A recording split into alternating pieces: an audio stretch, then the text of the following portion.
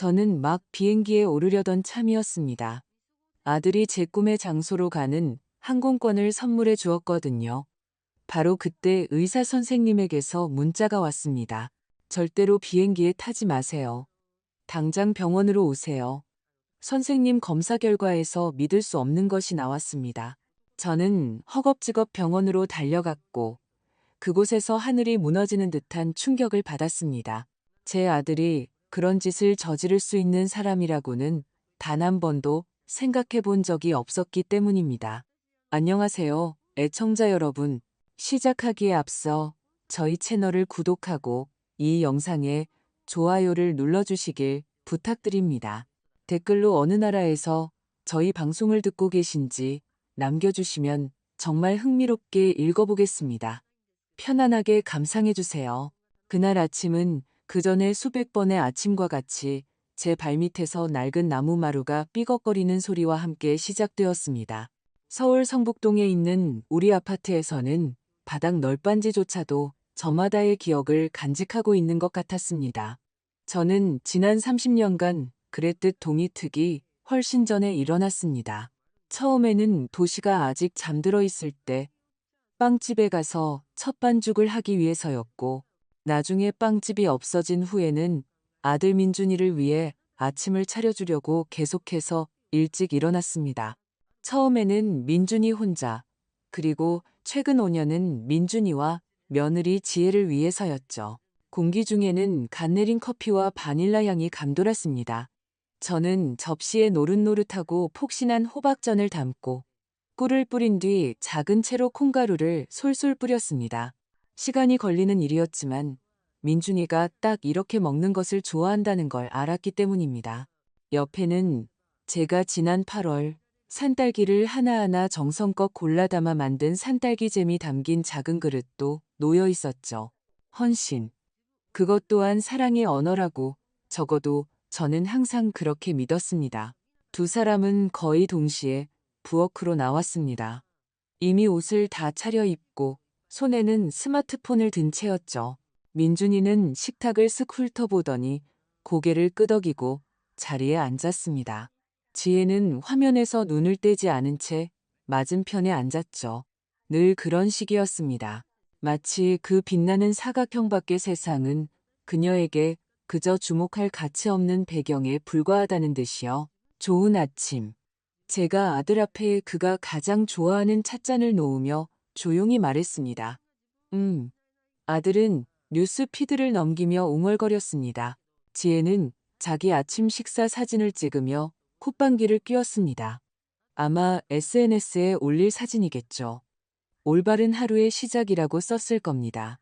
물론 이 올바른 하루가 누구의 노력으로 시작되었는지는 단 한 번도 언급하지 않았죠. 그들은 말없이 먹었습니다. 더 정확히는 그들의 손가락은 화면 위를 두드리고 있었고 턱은 관성적으로 움직이는 듯 했습니다. 맛있다는 말 한마디, 고맙다는 간단한 인사 한마디 없었죠. 저는 익숙했습니다. 그저 그들이 아주 바쁘고 현대적인 삶의 빠른 리듬 속에서 감상에 젖을 틈이 없을 뿐이라고 스스로에게 말했습니다. 제 남편 정수 씨였다면 제게 입맞추며 당신의 호박전은 세상 최고의 진미라고 말해줬을 테지만 그가 세상을 떠난 지 벌써 30년이 되었습니다. 저는 그의 아들이 아버지가 누리지 못한 모든 것을 누리게 해주고 싶어 남았습니다.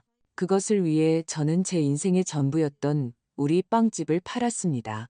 아들의 명문대 학비를 대고 그 후 첫 번째, 그리고 두 번째, 실패한 사업에 투자하기 위해서였죠.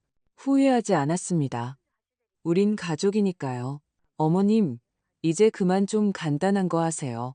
예를 들면 죽 같은 거요. 갑자기 지혜가 접시를 밀어내며 말했습니다. 이런 옛날 음식들은 너무 손이 많이 가고 속에도 부담스럽잖아요. 등골을 타고 차가운 기운이 흘렀습니다. 그녀는 제 음식을 옛날 음식이라고 불렀습니다. 제 나이는 63이었습니다. 아직 손주도 없는데 할머니가 된 기분은 아니었죠. 민준이는 좋아하는데 겨우 그 말밖에 할 수 없었습니다. 아들이 저를 쳐다보았습니다. 그의 눈에는 피로와 함께 다른 무언가가 있었습니다. 짜증, 그리고 부끄러움. 그는 재빨리 시선을 돌렸습니다. 지혜 말이 맞아요. 엄마, 이제 좀 쉬세요. 그렇게까지 애쓰실 필요 없어요. 바로 그 순간 두 사람은 시선을 교환했습니다. 제가 전에도 봤지만 의미를 알 수 없었던 바로 그 눈빛이었습니다. 빠르고 무언가 공모하는 듯한 눈빛. 그리고 아침 식사 후 그들은 저를 거실로 불렀습니다. 탁자 위에는 두툼한 종이로 된 예쁜 봉투가 놓여 있었습니다. 생신 축하드려요, 엄마. 민준이의 목소리는 부자연스러울 정도로 정중했습니다. 저희가 생각해봤는데요. 평생 저희를 위해 고생하셨잖아요. 이제 저희가 어머님을 돌봐드릴 차례예요. 진정한 휴식을 누릴 자격이 있으세요. 저는 봉투를 열었습니다. 안에는 항공권이 들어 있었습니다. 김포, 제주. 제 젊은 시절부터 꿈꿔온 섬. 제가 아직 학생일 때 밤늦도록 읽었던 책 속의 장소. 정수 씨와 은혼식에 함께 가자고 꿈꿨지만 끝내 그날을 맞이하지 못했던 곳. 숨이 멎는 듯 했습니다. 눈물이 차올랐습니다. 아들아, 지혜야, 이건 너무 과분한데. 편도 항공권이에요. 지혜가 미소를 지으며 덧붙였습니다. 서두르지 마시라고요. 원하시는 만큼 쉬세요. 한 달, 두 달, 반년도 괜찮아요. 인생을 즐기세요. 저희는 괜찮을 거예요. 편도라는 말 속에 담긴 무언가가 제 심장을 옥죄었습니다. 이상한 불안감이 엄습했지만 저는 애써 그 감정을 떨쳐내려 했습니다. 그들은 제게 좋은 뜻으로 이러는 거겠지. 제가 쉬기를 바라는 거겠지. 저는 아들의 눈에서 확인을 구했지만 그는 또다시 다른 곳을 보고 있었습니다. 짐을 싸는 것은 달콤 쌉쌀한 시간이었습니다. 낡았지만 튼튼한 여행 가방을 꺼냈습니다.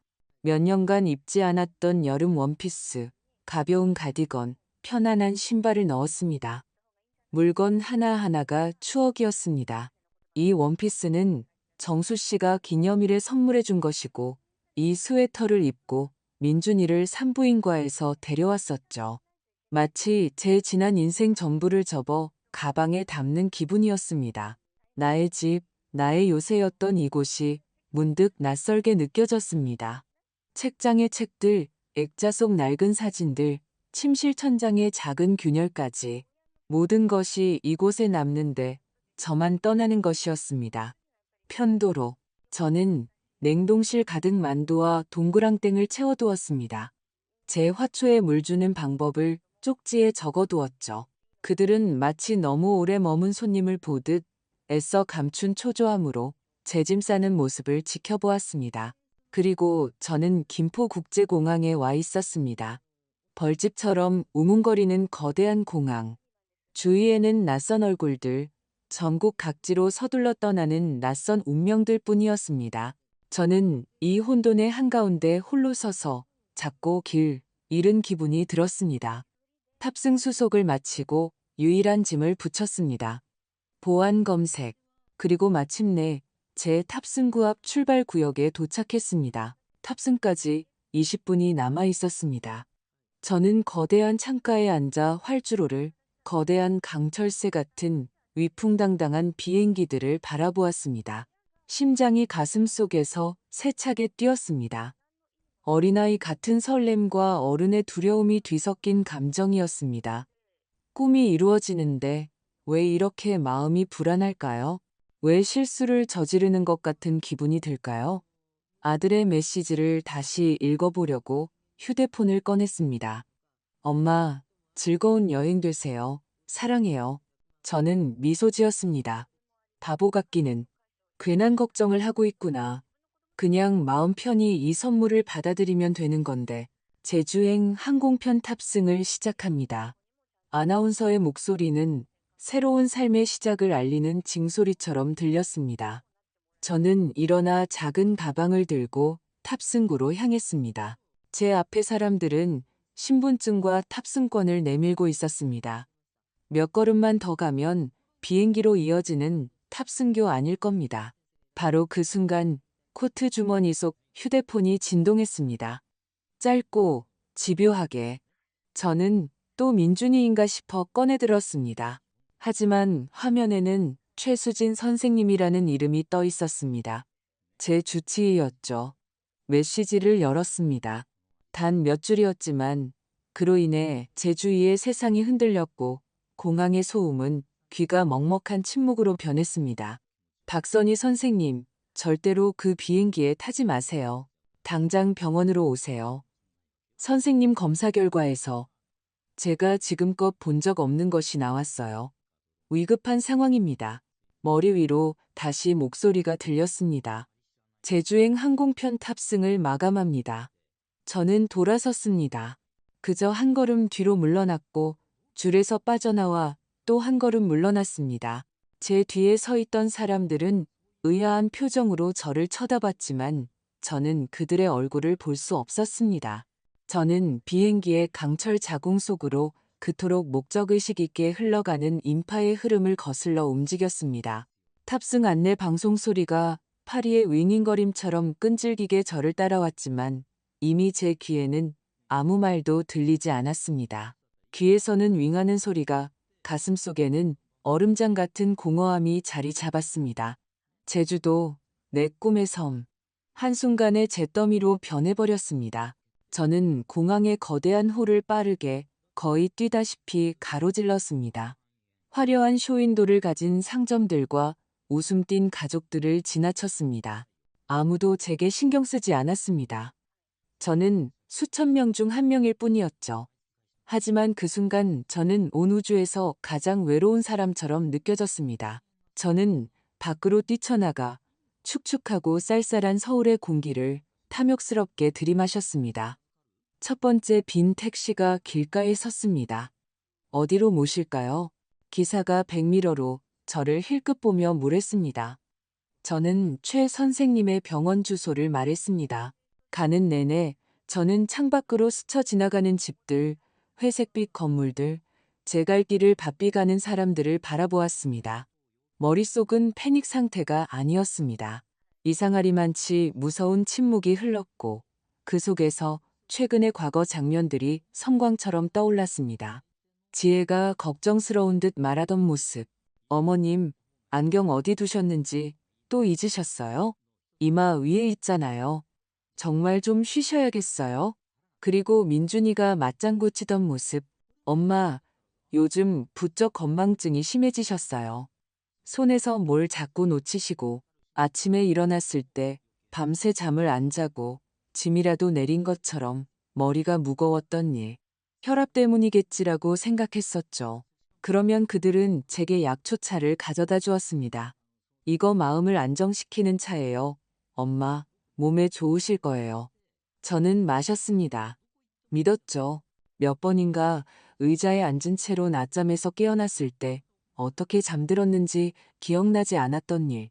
한 번은 간단한 단어가 생각나지 않아 민준이와 지혜가 의미심장한 눈빛을 주고받았던 일을 떠올렸습니다. 나이 탓, 피로 탓, 날씨 탓으로 돌렸던 이 모든 작은 사건들이 이제 하나의 일관되고 끔찍한 선으로 이어졌습니다.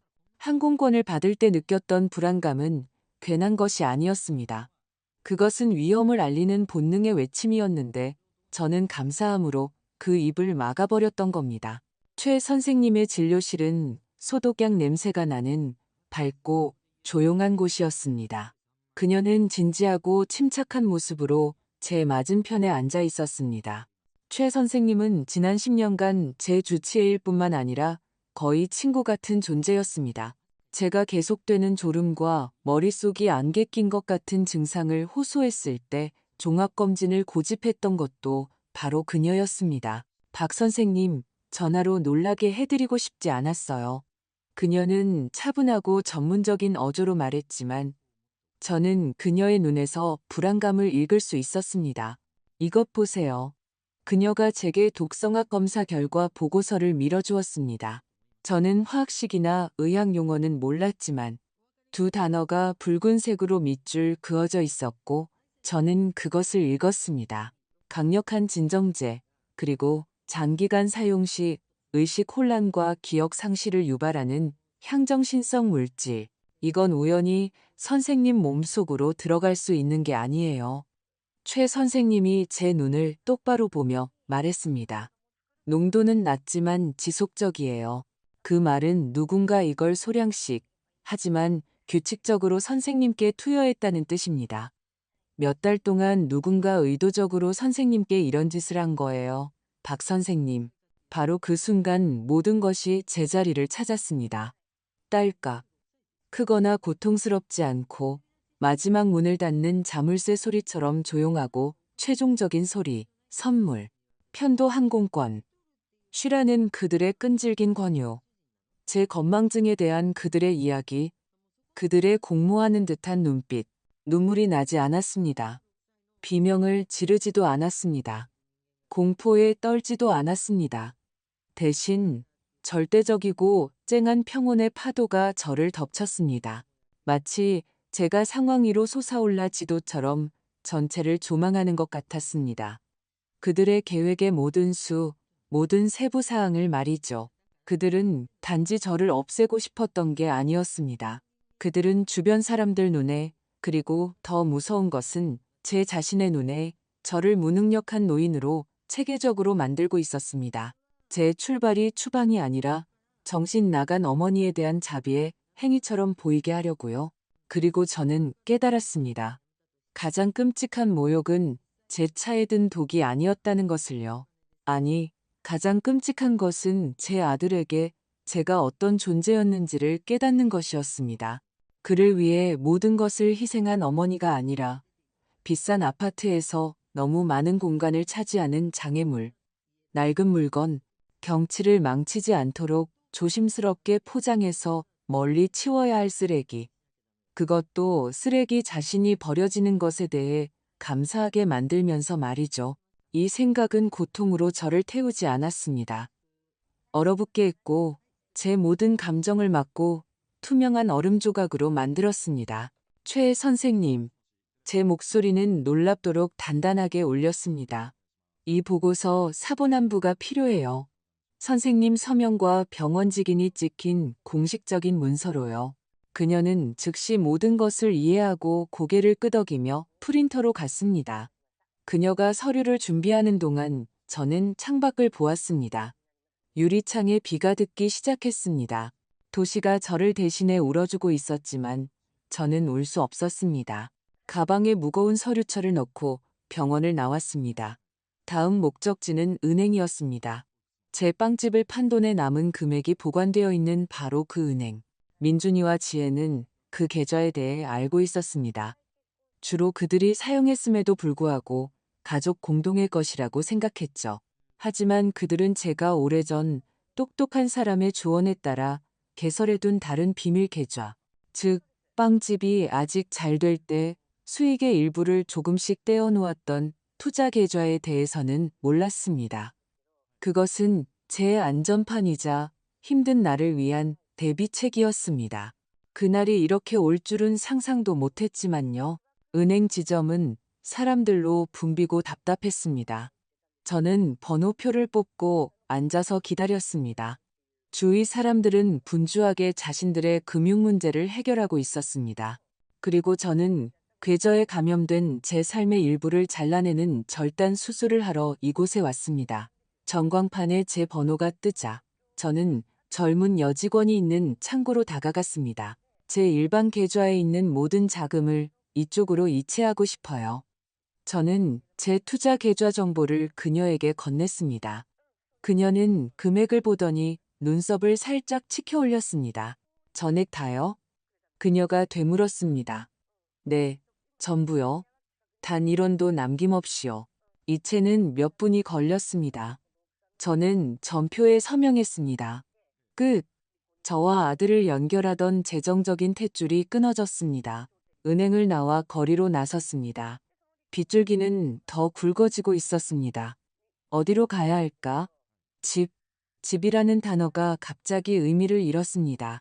그곳은 더 이상 제 공간도 제 요새도 아니었습니다. 그들의 영역이었고 범죄 현장이었죠.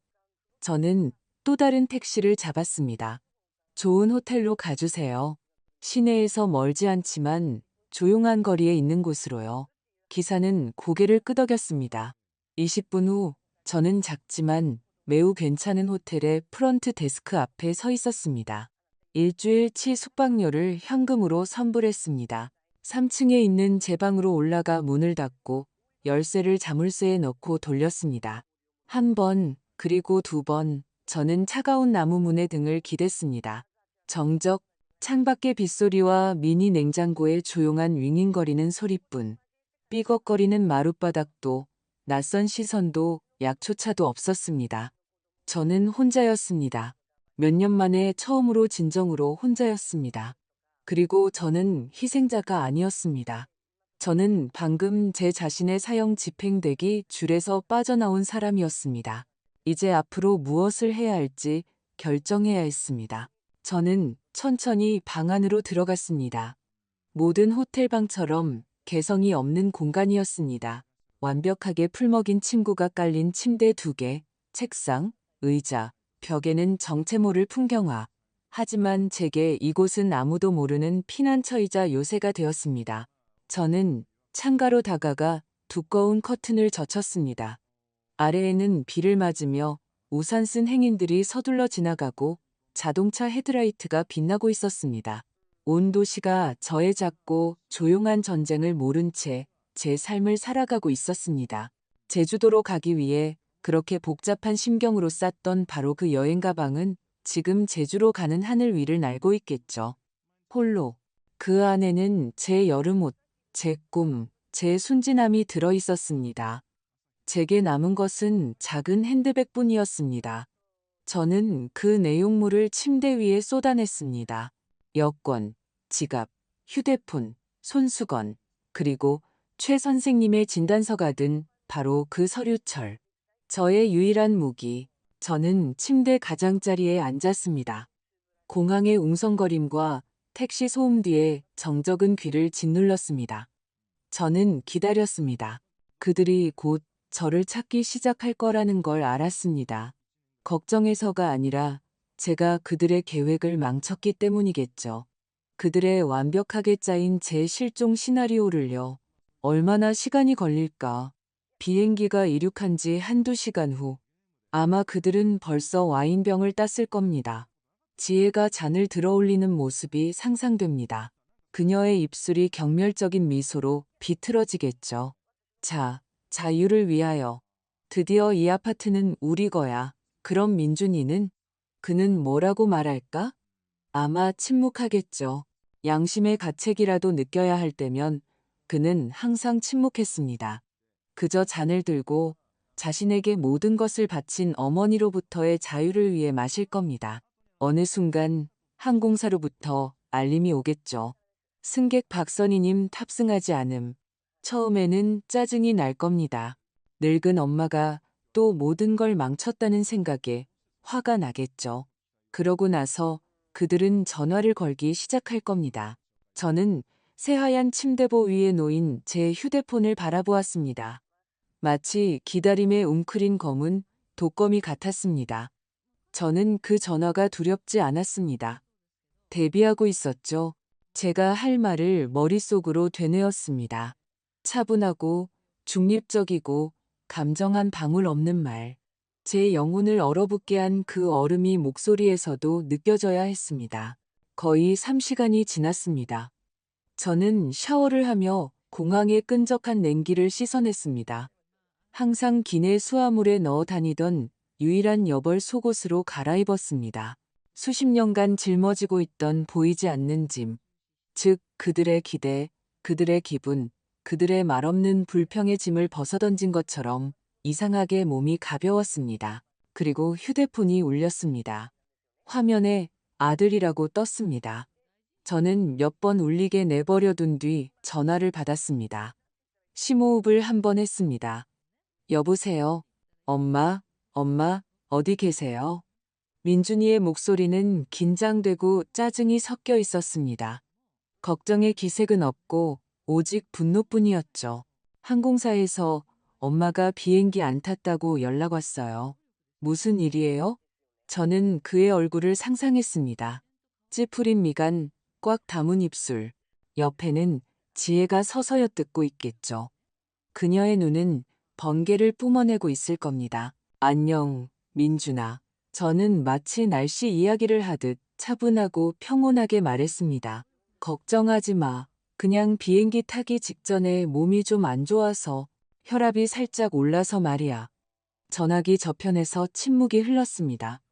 그의 숨소리가 들렸습니다. 그는 이런 어조를 예상하지 못했을 겁니다.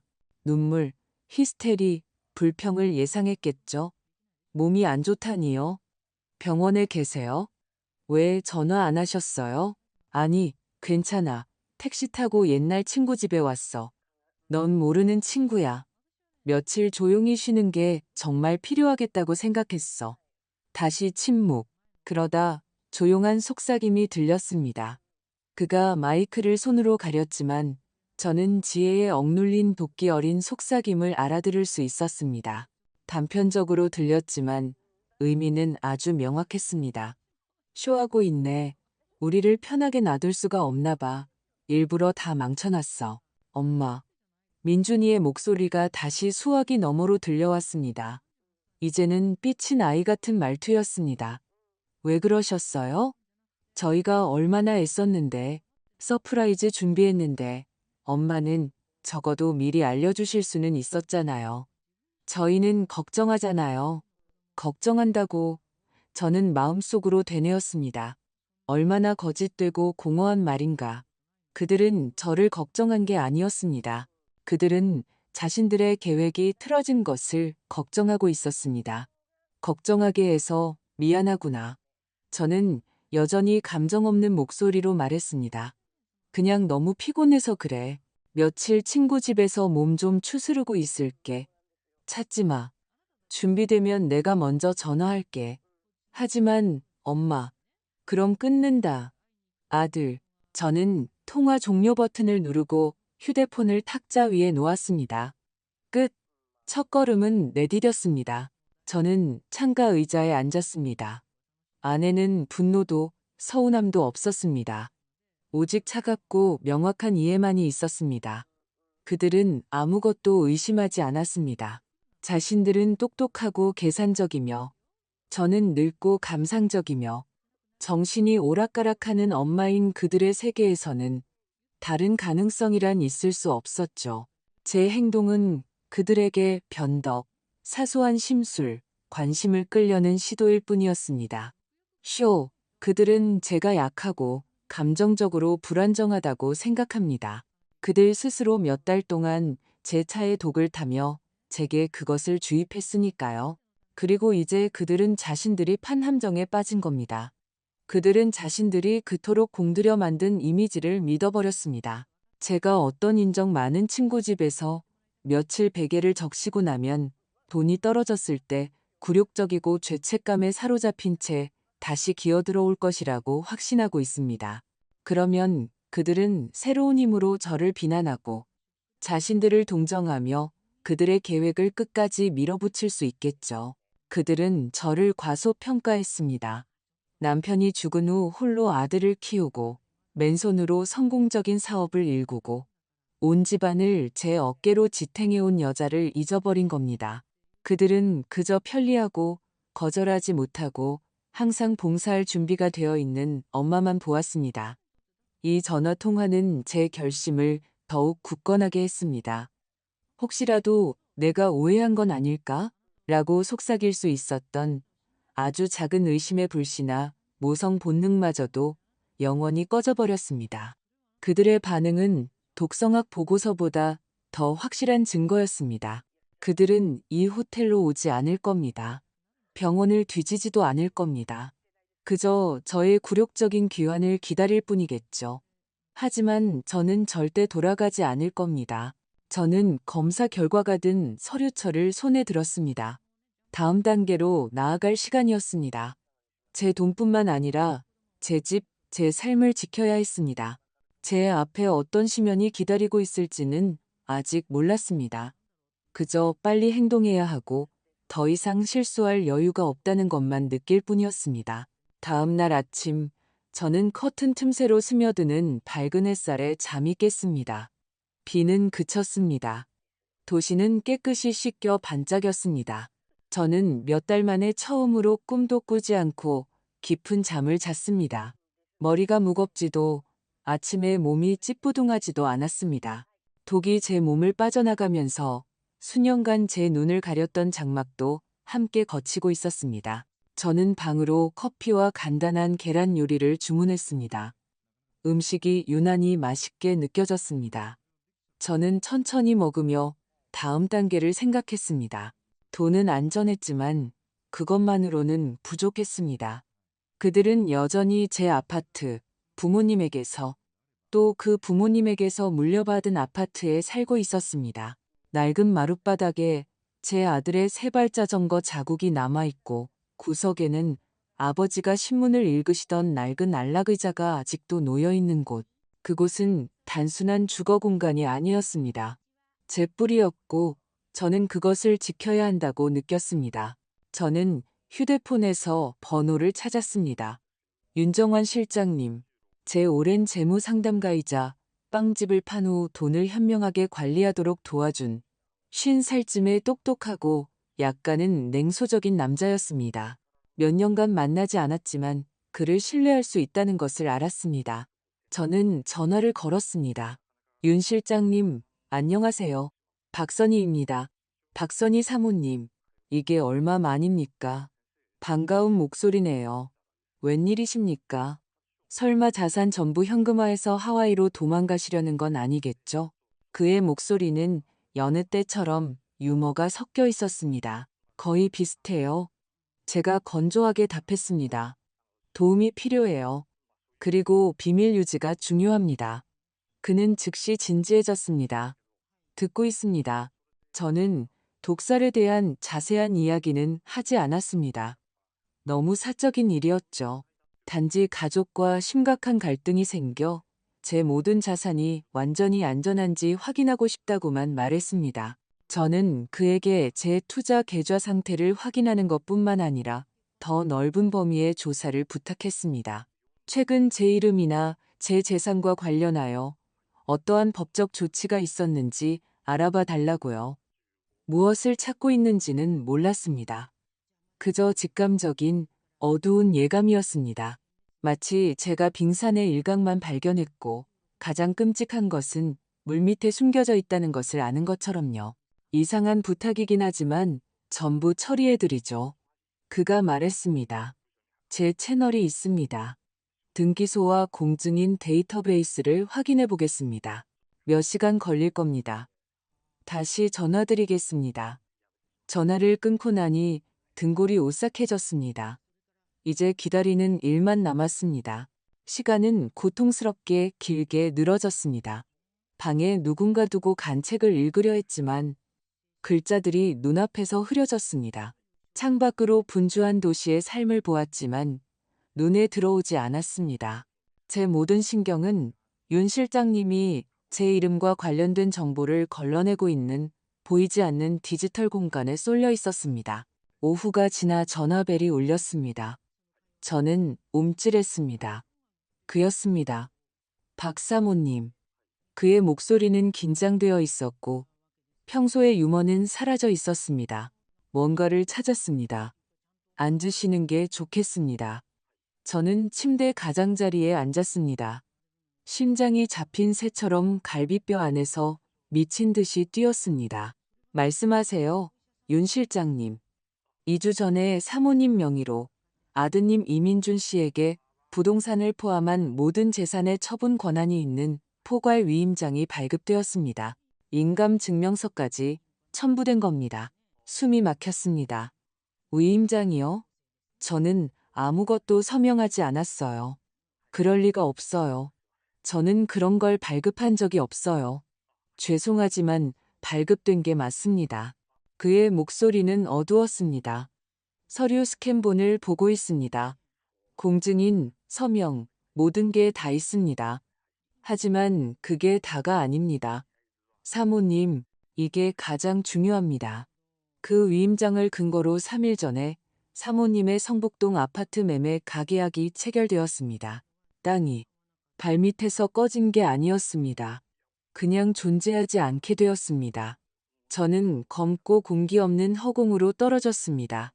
수화기 속의 침묵이 귀를 먹먹하게 했습니다. 그들이 제 아파트를 팔았다고요? 아직은 아닙니다.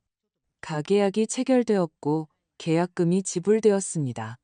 최종 잔금 지급 및 소유권 이전 등기는 그는 잠시 말을 멈추고 서류를 확인하는 듯 했습니다. 3일 후인 금요일로 예정되어 있습니다. 3일 후, 그리고 모든 것이 제자리를 찾았습니다. 끔찍한 퍼즐의 모든 조각이 제자리에 맞춰졌습니다. 제주도행 편도, 항공권. 그것은 추방이 아니라 그들에게는 알리바이를, 제게는 부재를 보장하는 것이었습니다. 제가 낯선 곳에 적응하고 문제를 해결하고 거처를 구하는 동안 그들은 조용히 거래를 마무리했을 겁니다. 저는 모든 것을 너무 늦게 알게 되었을 테고 그때는 이미 아무것도 바꿀 수 없었을 겁니다. 저는 낯선 곳에 집도 없이 그들이 아파트를 판 직후 당연히 가져갈 계획이었던 주거래 계좌에 돈도 없이 남겨졌을 겁니다. 노숙자, 그들은 저를 집 없는 거지로 만들고 싶었던 겁니다. 그리고 위임장, 그들은 어떻게 그걸 만들었을까? 그때 기억났습니다. 한 달 전쯤 민준이가 서류 뭉치를 가져왔던 일. 엄마, 이거 제 사업자 관련해서 세무서에 낼 서류예요. 그냥 형식적인 거니까 서명 좀 해주세요. 여기랑 여기요. 저는 졸렸습니다. 그들의 안정시키는 차를 마신 후 머리가 멍했죠. 서류를 봤지만 글자들이 흐릿했습니다. 개인 사업자 이민준이라는 익숙한 글자를 보고 저는 읽지도 않고 서명했습니다. 제 아들이었으니까요. 그가 자신의 이익을 위해서라고 믿으며 부탁했다면 저는 사형 선고문에도 서명했을 겁니다. 그런데 그들은 제게 위임장을 내밀었던 겁니다. 분명 다른 서류들 사이에 필요한 장을 끼워 넣었겠죠. 공증인의 근거로는 제인지 능력 저하에 대한 그들의 이야기가 사용되었을 겁니다. 어쩌면 매수한 의사에게서 받은 진단서 같은 것을 가져갔을지도 모릅니다. 제 건망증, 제 기억 상실, 이 모든 것이 부작용이 아니었습니다. 그것이 목표였습니다. 그들은 제 무능력에 대한 증거 기반을 만들고 있었던 겁니다. 얼굴에서 핏기가 싹 가셨습니다. 저는 침대에 곧게 앉아 한 점을 응시했습니다. 이것은 더 이상 얼음이 아니었습니다. 제 안에 불타버린 사막이었습니다. 제가 그 작은 아이를 품에 안고 자장가를 불러주던 모든 기억, 모성애의 모든 방울이 제가 될 때까지 타버렸습니다. 저는 그들이 증오나 짜증 때문에 저를 독살한 것이 아님을 깨달았습니다. 모든 것은 훨씬 더 단순하고 끔찍했습니다. 이것은 사업, 차갑고 계산적인 사업 프로젝트였습니다. 저는 어머니가 아니라 자산이었고 제 삶, 제 감정, 제 기억은 그 자산을 현금화하는 길에 있는 귀찮은 장애물에 불과했습니다. 박사모님, 제 말 들리세요? 윤 실장님의 목소리가 저를 현실로 되돌려 놓았습니다. 네, 들려요. 어떻게 해야 하죠? 즉시 행동해야 합니다. 첫째, 제가 지금 사모님 이름으로 모든 위임장을 철회하는 공식적인 통지서를 준비하고 있습니다.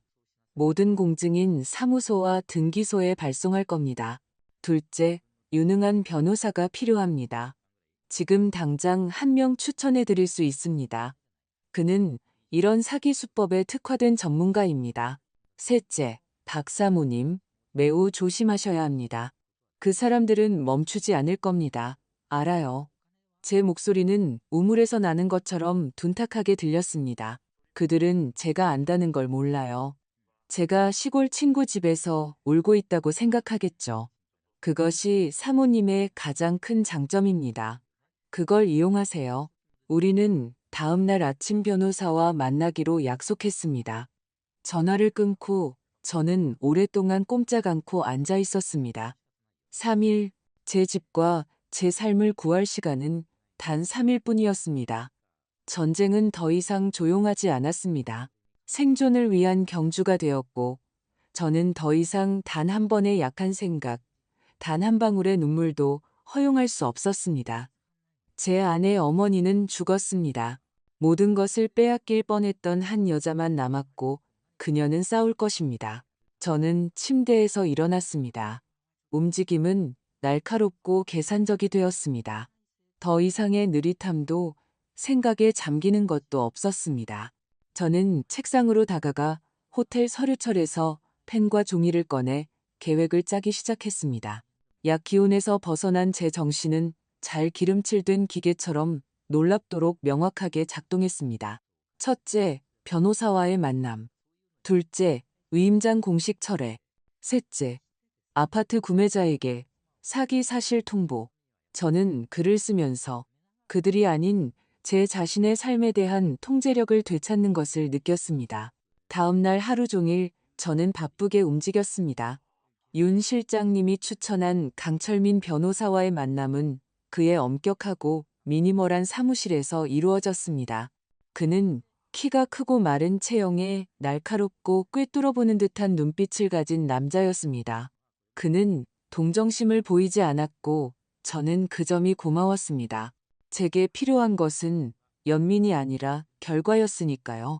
저는 말없이 독성학 보고서, 사본과 윤 실장님이 제공한 출력물을 책상 위에 올려놓았습니다. 그는 말없이 오랫동안 그것들을 검토했습니다. 전형적인 수법이군요. 마침내 그가 입을 열었습니다. 무력한 상태로 만든 후 재산을 탈취하는 수법. 형법 제347조 사기죄, 특정경제 범죄, 가중처벌 등에 관한 법률에 따라 가중처벌 대상이 될 수 있습니다. 10년 이상의 징역도 가능합니다. 10년이라는 단어가 공중에 떠다녔습니다. 저는 그를 보았지만 아무것도 느끼지 못했습니다. 통쾌함도 두려움도 없이 그저 차가운 사실의 확인뿐이었습니다. 그는 제 아들에 대해 이야기하고 있었습니다. 우리의 임무는 거래를 중단시키고 위임장을 무효화하는 것입니다. 선제적으로 움직이겠습니다. 그가 계속 말했습니다. 즉시 모든 기관에 통지서를 준비해서 보내겠습니다. 등기소, 공증인, 매수인, 그리고 당신의 가족들에게도요. 게임이 끝났다는 것을 알게 해줘야죠.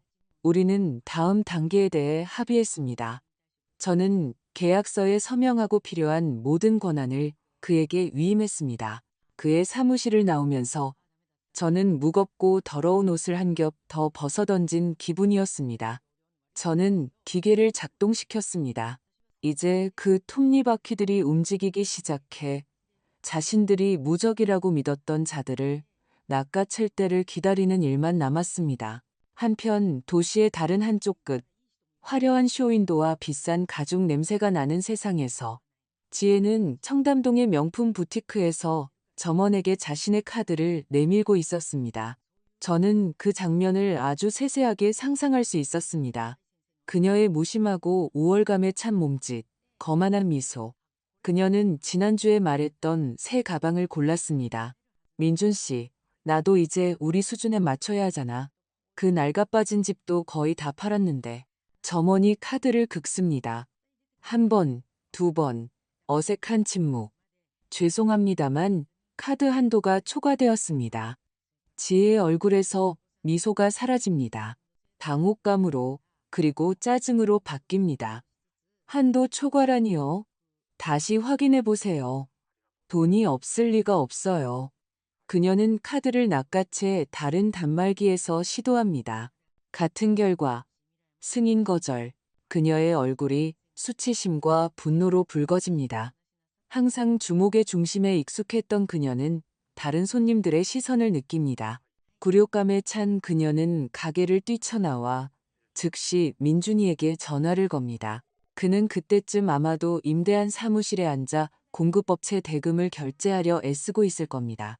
그의 사업은 항상 제 돈, 즉 그가 우리 공동의 것이라고 생각했던 바로 그 계좌의 돈 덕분에 겨우 유지되었으니까요. 그는 이체를 위해 온라인 뱅킹에 접속하고 숫자 0을 봅니다. 동그랗고 완벽하고 조롱하는 듯한 0.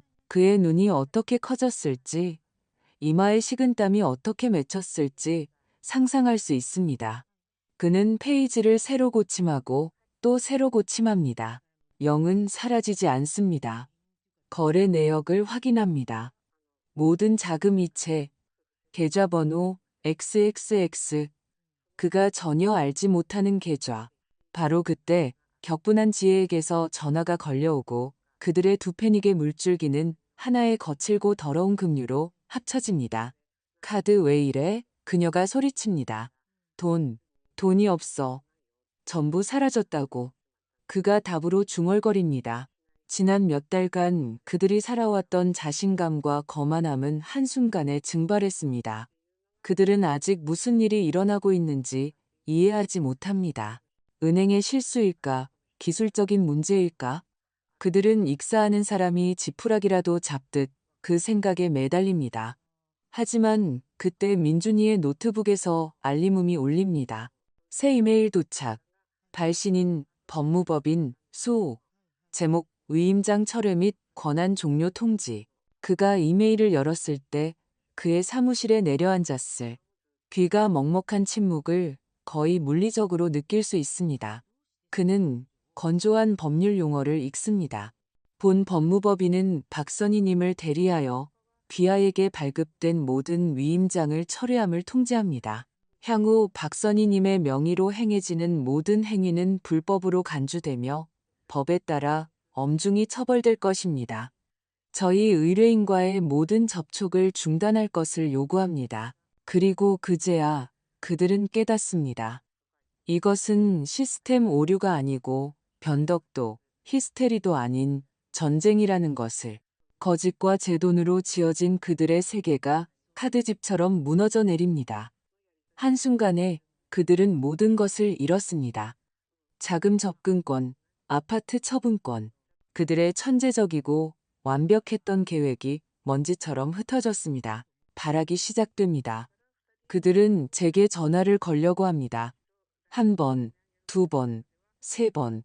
휴대폰은 꺼져 있습니다. 변호사와 통화한 직후 그렇게 했습니다. 저는 그들을 차단했고 동정심에 호소하거나 위협하거나 조종할 기회를 빼앗았습니다.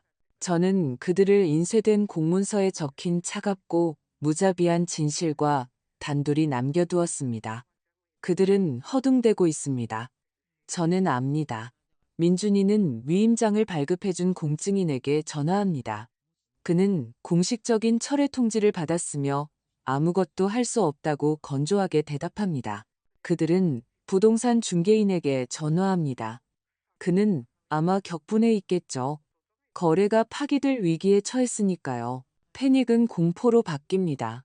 그들은 제가 안다는 것을 깨닫지만 제가 정확히 무엇을 아는지는 아직 모릅니다.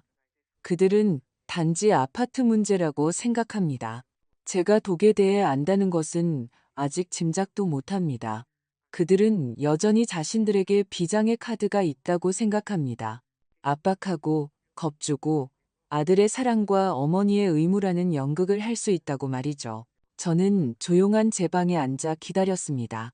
그들이 올 것이고 저를 찾아낼 것이라는 걸 알았습니다. 패닉은 항상 절박하고 무모한 행동을 낳으니까요. 그리고 저는 준비가 되어 있었습니다. 저는 더 이상 그들이 알던 그 여자가 아니었습니다. 그 여자는 김포공항에서 죽었습니다. 그 자리에 다른 여자가 태어났습니다. 차분하고 단호하며 그들에 대한 사랑으로부터 완전히 바닥까지 자유로운 여자. 그들은 다음 날 저를 찾아냈습니다. 그럴 줄 알았습니다.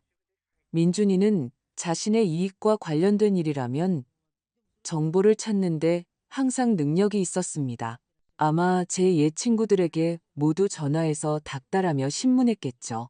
아니면 제가 재정 문제에서 유일하게 신뢰했던 사람, 윤 실장님에게 연락할 것이고 그를 통해 변호사에게 이르는 실마리를 찾았을지도 모릅니다. 저는 강 변호사의 사무실이 있는 건물에서 나오고 있었습니다. 몇 가지 서류에 서명하기 위해 그곳에 갔었죠. 날은 맑고 추웠습니다. 해는 비쳤지만 따뜻하지 않았습니다. 저는 신선한 공기를 들이마시며 거의 평온함을 느꼈습니다. 제가 할 수 있는 모든 것을 했습니다. 이제 법률 기계가 어떻게 작동할지 기다리는 일만 남았습니다. 그들은 모퉁이에서 튀어나와 제 길을 막았습니다. 마치 먹잇감을 막다른 골목으로 몰아넣은 두 마리의 포식자처럼. 하지만 그들의 눈에는 포식자의 확신이 없었습니다. 두려움이 넘실거리고 있었죠. 지혜는 머리가 헝클어지고 화장이 번져 있었습니다. 그녀의 평소 세련된 우아함은 흔적도 없었습니다. 민준이는 더 심해 보였습니다. 창백하고 눈 밑에는 다크서클이 있고 면도도 하지 않았습니다. 그들은 밤새 잠을 못 잔 것처럼 보였습니다. 아마 그랬을 겁니다. 먼저 참지 못한 것은 그녀였습니다. 사랑스러운 며느리의 가면이 벗겨져 그녀의 탐욕스럽고 악의적인 본 모습이 드러났습니다. 대체 무슨 짓을 한 거예요? 그녀의 목소리는 날카롭고 신경질적이었으며 길 한복판에서 비명으로 갈라졌습니다. 행인들이 돌아보기 시작했습니다. 그건 우리 돈이에요. 당신은 건드릴 권리가 없었어요. 민준 씨가 자기 사업에 얼마나 많은 노력을 쏟았는데 저는 말없이 그녀를 바라보았습니다. 우리 돈. 그녀는 그 말을 참 쉽게 내뱉었습니다. 제가 우리 돈을 벌기 위해 몇 년 동안 동이 트기 전에 일어나 반죽을 하고 뜨거운 오븐 앞에 서 있었는지, 비눗방울처럼 터져버린 그의 또 다른 천재적인 사업 아이디어를 위해 제가 얼마나 필요한 것들을 포기했는지. 지혜야, 조용히 해. 민준이가 그녀의 소매를 잡아당기며 씩씩거렸습니다. 그는 제게로 돌아서서 그가 생각하기에 가장 강력한 마지막 카드, 즉 아들의 사랑과 죄책감이라는 카드를 꺼내들려고 했습니다. 그는 제게 한 걸음 다가섰습니다. 그의 얼굴이 고통의 표정으로 일그러졌습니다. 눈에는 눈물이 그렁그렁했습니다. 제 아들 속에는 정말 대단한 배우가 숨어 있었습니다. 엄마, 그의 목소리가 떨렸습니다. 엄마, 어떻게 이러실 수 있어요? 아빠 돌아가시고 우리가 겪은 모든 일들 끝에 저는 항상 곁에 있었잖아요. 우린 가족이잖아요. 어떻게 자기 가족한테 이럴 수가 있어요? 그는 저를 바라보았습니다. 제가 흔들릴 것이라고, 그의 눈물을 보고 언제나처럼 마음이 약해질 것이라고, 모성애가 견디지 못하고 용서할 것이라고 기대하며 평생 동안 그 방법은 통했습니다. 그가 울면 저는 용서했습니다. 그가 부탁하면 저는 주었습니다. 그가 실수하면 저는 바로잡았습니다. 하지만 그는 한 가지를 계산에 넣지 못했습니다. 그는 자신이 직접 죽인 어머니의 유령과 이야기하고 있다는 것을요. 저는 그의 얼굴을 보았습니다. 42살이 되도록 아직 어른이 되지 못한 남자의 얼굴. 그리고 생전 처음으로 저는 그에게 연민 외에는 아무것도 느끼지 못했습니다. 가까운 사람에게 느끼는 따뜻하고 동정적인 연민이 아니라 자신의 거짓말에 갇힌 약하고 타락한 존재에게 느끼는 차갑고 초연하며 거의 혐오에 가까운 연민이었습니다. 가족이라고? 저는 그 단어를 조용히 읊조렸습니다. 제 목소리는 떨리지 않았습니다. 평탄하고 거의 무관심하게 들렸습니다. 그 평온함에 두 사람 모두 움찔했습니다. 그들은 비명, 비난, 히스테리를 예상했습니다. 침묵이 그들을 더 두렵게 했습니다. 저는 그의 눈을 똑바로 바라보았습니다. 한때 제게 온 세상이었던 그 눈을. 말해봐, 민준아. 네가 매일 밤 내 차에 그 가루를 넣을 때 그 순간에도 나를 내 가족이라고 생각했니? 시간이 멈췄습니다. 해는 계속 비추고 사람들은 지나갔지만 우리 세 세계의 세상은 얼어붙었습니다. 저는 그의 얼굴에서 핏기가 가시는 것을 보았습니다. 그는 캔버스처럼 하얗게 질렸습니다. 그의 입술이 소리 없이 움직였습니다. 그의 등 뒤에 있던 지혜는 얼어붙었고 그녀의 눈은 공포로 커졌습니다. 그들은 이것에 대비하지 않았습니다. 이 공격은 그들이 아무런 방어도 할 수 없는 곳을 겨냥했습니다. 하지만 저는 아직 끝나지 않았습니다. 저는 천천히 가방을 열어 4번 접은 종이 한 장, 즉 매매 가계약서 사본을 꺼내 그에게 내밀었습니다. 그리고 내가 이걸 서명할 때 내게 남은 유일한 것인 내 집을 팔면서 그때도 가족을 생각했니? 그는 제 손에 들린 종이를 마치 방울뱀처럼 쳐다보았습니다. 그는 한마디도 할 수 없었습니다. 그의 가면은 산산조각 났습니다. 그의 모든 비참한 연극이 무너졌습니다. 이제 그의 앞에는 사랑 많고 모든 것을 용서하는 엄마가 아니라 증인, 고발자, 판사가 서 있었습니다. 그들의 얼굴, 그 순간 저는 그들의 얼굴에서 단순한 충격이 아닌 것을 보았습니다. 저는 원시적이고 동물적인 공포, 잡힌 도둑의 공포, 모든 증거와 함께 현장에서 붙잡힌 범죄자의 공포를 보았습니다. 그들은 제가 모든 것을 안다는 것을 깨달았습니다. 짐작하거나 의심하는 것이 아니라 정확히 안다는 것을요. 독에 대해서도, 위조된 위임장에 대해서도, 아파트 매매에 대해서도 그들은 저를 쳐다보았고 그들의 눈에 저는 낯설고 모르는 무서운 여자였습니다. 그들은 조용하고 가정적이며 항상 순종적이었던 제 안에서 이 얼음 같은 힘이 어디서 나왔는지 이해하지 못했습니다. 그들 스스로 그들의 거짓말, 배신, 잔인함으로 제 안에 그 힘을 만들어냈습니다. 엄마, 그건 엄마가 생각하는 그런 게 아니에요. 그가 더듬거렸습니다. 다 저 여자, 지혜가 시킨 거예요. 저 여자가 저를 강요했어요. 그는 위기 상황에서 항상 하던 짓을 했습니다. 다른 사람에게 책임을 떠넘기려고 했죠. 지혜는 숨을 헉 들이마셨습니다.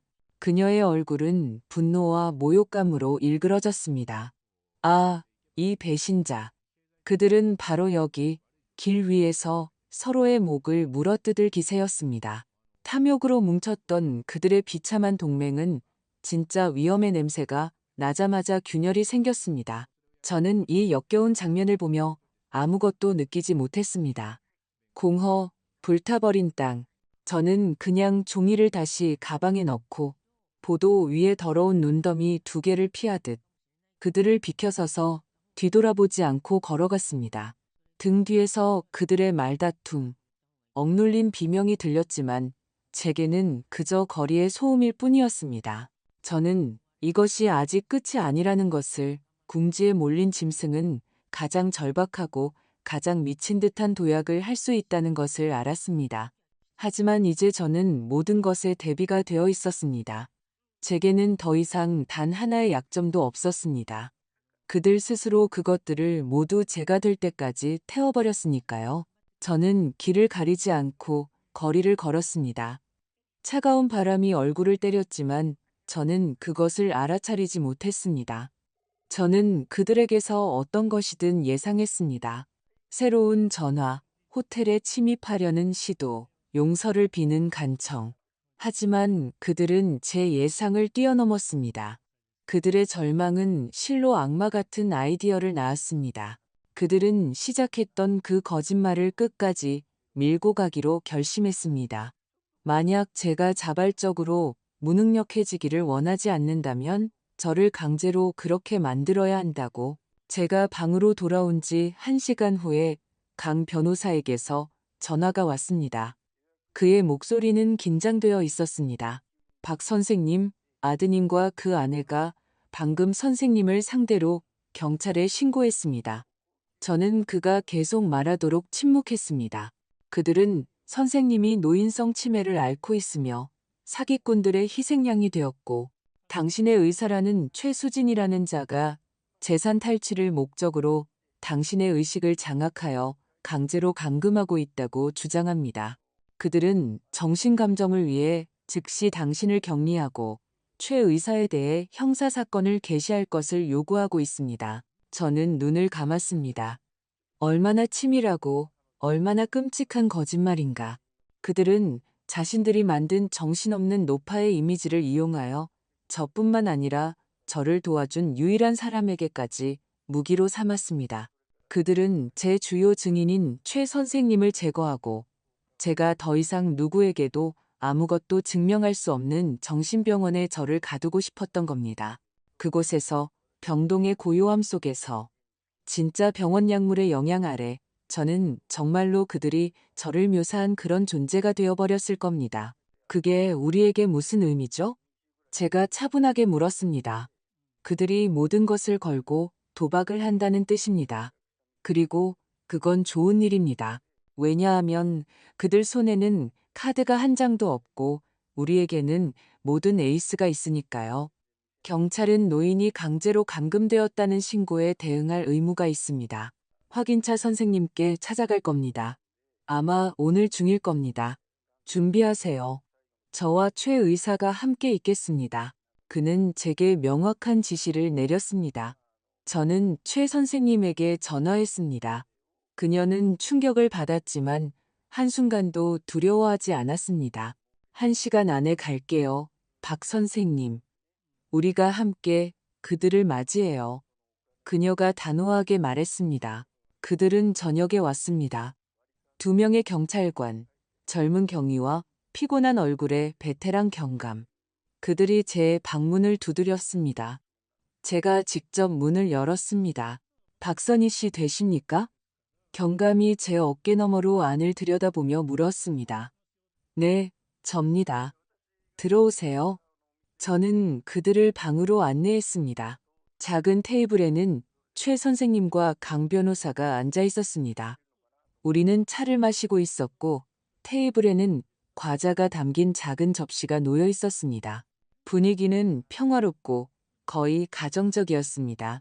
경찰관들은 당황스러워 보였습니다.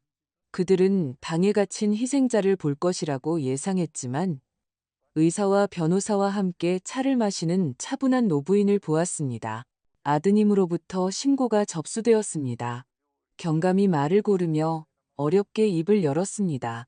그는 당신이 당신의 의지에 반하여 이곳에 붙잡혀 있다고 주장합니다. 제 아들이 많이 걱정하고 있군요. 제가 부드럽게 말했습니다. 그의 심정을 이해합니다. 앉으세요. 제가 상황을 설명해 드릴 수 있을 것 같습니다. 그들은 침대 가장자리에 앉았습니다. 저는 두려움 없이 그들을 보았습니다. 그들은 단지 자신의 일을 하고 있을 뿐이었습니다. 제 아들과 며느리는 제가 건강하지 않다고 생각합니다. 제가 평탄한 목소리로 계속했습니다. 그들은 제 주치의인 최수진 선생님이 제 재산을 노리고 있다고 생각하죠. 한 가지는 맞습니다. 이 이야기에는 분명히 범죄가 있습니다. 하지만 희생자와 범죄자는 그들이 지목한 사람들이 아닙니다. 강 변호사가 헛기침을 하고 말을 이었습니다. 경감님, 저희는 경감님의 방문에 대비하고 있었습니다. 몇 가지 서류를 보여드리겠습니다. 그는 마치 마술사가 모자에서 반박할 수 없는 증거를 꺼내듯 커피 테이블 위에 서류를 하나씩 놓기 시작했습니다. 첫 번째로 병원 직인이 찍힌 독성학 보고서 사본이 테이블 위에 놓였습니다. 이것이 박선희 선생님의 건강 상태에 대한 소견서입니다. 보시다시피 선생님의 혈액에서 몇 달 동안 의식혼란과 기억 상실을 유발하는 강력한 약물이 검출되었습니다. 제 의뢰인이 보였던 증상들이죠. 다만 병 때문에 나타난 것이 아니었습니다. 경감의 얼굴이 심각해졌습니다. 그는 보고서를 들어 주의 깊게 읽기 시작했습니다. 그 다음 강 변호사는 위조된 위임장 사본을 옆에 놓았습니다. 그리고 이것은 박선희 선생님이 그 약물의 영향 아래 있을 때 서명한 문서입니다. 아들 명의의 포괄 위임장으로 그녀의 아파트를 팔 수 있는 권한을 부여하는 것이죠. 다음으로 매매 계약서가 테이블 위에 놓였습니다. 그리고 이것이 바로 그 판매 시도입니다. 거래는 내일 이루어질 예정이었습니다. 경찰관들은 서로를 쳐다보았습니다. 노인의 상태 확인은 그들의 눈앞에서 전혀 다른 무언가로 변해가고 있었습니다. 그리고 그때 제가 마지막 한 방을 더했습니다. 저는 제 휴대폰을 들었습니다. 제 아들은 제 건강을 너무 걱정한 나머지 제게 음성 메시지까지 남겼더군요. 이것 하나 들어보시겠어요? 저는 녹음을 틀었습니다. 그것은 민준이가 변호사 사무실 앞에서 우리와 대화한 후 제게 남긴 메시지였습니다. 그는 제가 받을 것이라고 기대하며 다른 번호로 전화했었죠. 그의 목소리는 절망과 두려움으로 가득 차 있었습니다. 엄마, 엄마, 제발요. 우리 얘기 좀 해요. 그 약에 대해서는 아무에게도 말하지 마세요. 제가 다 돌려놓을게요. 다 취소할게요. 저를 망치지 마세요, 엄마. 제발요. 방 안에 쨍한 침묵이 흘렀습니다. 그 약이라는 말이 판결처럼 울려 퍼졌습니다. 경감은 천천히 독성학 보고서를 테이블 위에 내려놓았습니다. 그는 저를 그리고 최 선생님과 강 변호사를 차례로 보았습니다. 그의 피곤한 눈에는 더 이상 의심이 없었습니다. 알겠습니다. 그가 둔탁하게 말했습니다. 그렇군요. 강제 감금에 대한 신고는 확인을 마쳤습니다. 혐의 없음으로 종결하겠습니다. 하지만 이 서류들에 대해서는 그는 테이블을 가리켰습니다. 아드님 이민준 씨와 그의 아내에 대한 내사를 시작하겠습니다. 그는 일어섰습니다. 젊은 경위가 그를 따랐습니다. 박선희 씨, 조만간 정식 진술을 위해 수사관이 연락할 겁니다. 도시를 떠나지 마십시오. 어디에도 갈 생각 없습니다. 제가 대답했습니다. 여기가 제 집이니까요. 그들이 떠났습니다. 저는 닫힌 문을 바라보았습니다. 이 게임의 마지막 수는 두어졌고 그것은 체크메이트였습니다. 그들은 자신들의 손으로 제 집에 정의를 불러들였습니다. 저를 파괴하려는 필사적인 시도 속에서 그들은 마침내 자신들을 파괴한 것입니다. 최 선생님이 다가와 제 어깨에 손을 얹었습니다. 이제 다 끝났어요, 박 선생님. 아니요. 저는 테이블 위에 펼쳐진 서류들을 보며 말했습니다. 이제 모든 것이 시작될 거예요. 제 새로운 삶은 대청소로 시작되었습니다. 경찰이 방문한 다음 날, 강 변호사는 민준이와 지혜가 저와 제 아파트에 접근하는 것을 금지하는 명령을 받아냈습니다. 그들에게는 24시간 안에 짐을 챙겨나갈 시간이 주어졌습니다. 저는 그 자리에 있지 않았습니다. 그들의 굴욕을 보고 싶지도 뒤늦은 간청이나 저주를 듣고 싶지도 않았습니다. 저는 그냥 경비원에게 열쇠를 주고 그들이 불필요한 것을 가져가지 않는지 지켜봐 달라고 부탁했습니다. 제가 집에 돌아왔을 때 아파트는 텅 빈 공허함으로 저를 맞았습니다. 그들의 물건이 사라졌습니다.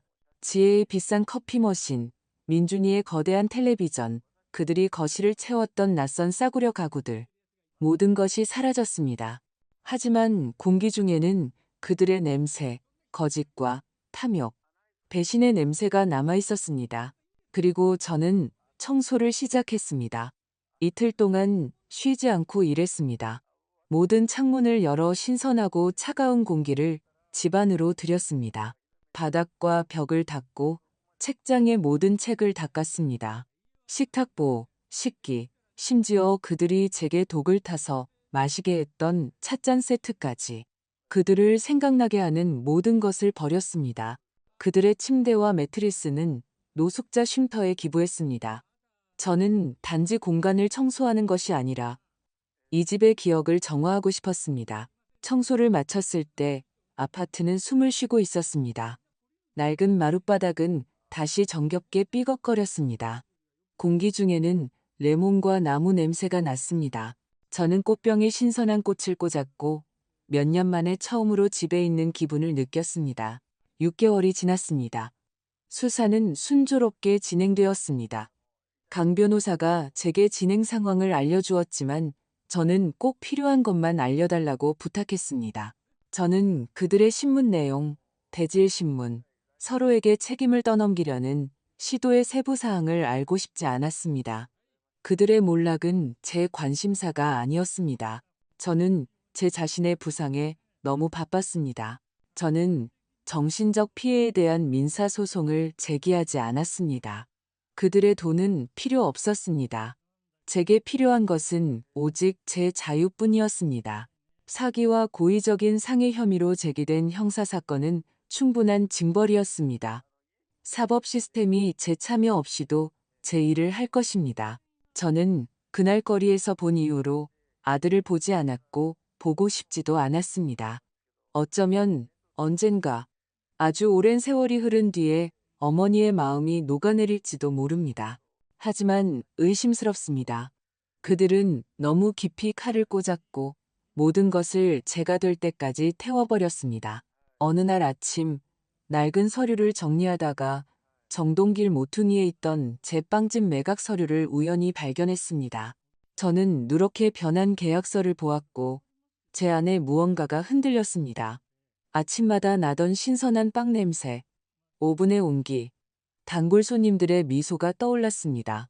그때 제가 얼마나 행복했었는지 기억났습니다. 저는 단지 어머니이자 아내가 아니었습니다. 저는 장인이었습니다. 제 손으로 무언가를 창조했었죠. 그날 바로 그곳으로 가보았습니다. 가게는 비어 있었습니다. 쇼윈도에는 임대, 매매라는 안내문이 붙어 있었습니다. 먼지 낀 유리를 통해 안을 들여다보았습니다. 모든 것이 예전 그대로였습니다.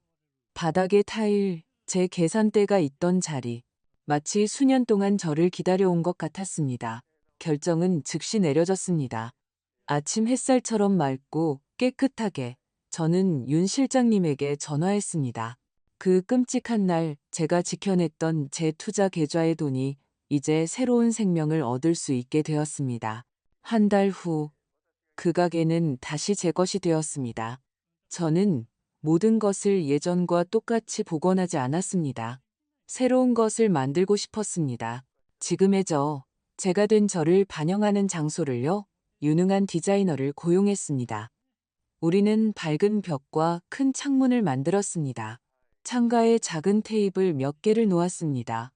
최고의 독일제 오븐을 주문했습니다. 그리고 오늘이 첫날입니다. 저는 예전처럼 동이 트기 전에 일어났습니다.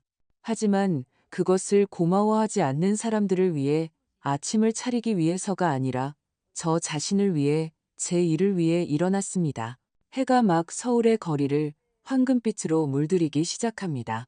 그 빗줄기가 깨끗하게 닦인 제 새롭고 오래된 빵집의 거대한 창문을 통해 들어와 커다란 떡갈나무 테이블 위에 내려앉습니다. 저는 냉장고의 조용한 윙윙거림만이 깨뜨리는 정적 속에 서 있습니다. 제 몸에는 새하얀 앞치마가 둘러져 있습니다. 테이블 위에는 작은 눈 언덕처럼 보이는 채친 밀가루 더미가 있습니다. 공기 중에는 바닐라, 계피, 그리고 희망의 냄새가 납니다.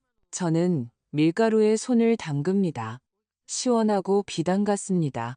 움푹 파인 곳에 따뜻한 우유를 붓고 이스트, 설탕, 소금 한 꼬집을 더합니다.